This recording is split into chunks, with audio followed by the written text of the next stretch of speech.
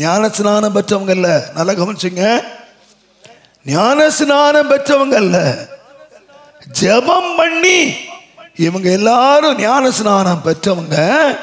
அவங்கள பார்த்தா இயேசு சொன்னார், சீசர்களை பார்த்து, நீங்க அந்த மனுஷகுமாரனுக்கு முன்பாக நீங்கள் பாத்திரராக மாறணுமானா நீங்க எப்பொழுது என்ன செய்யுங்க?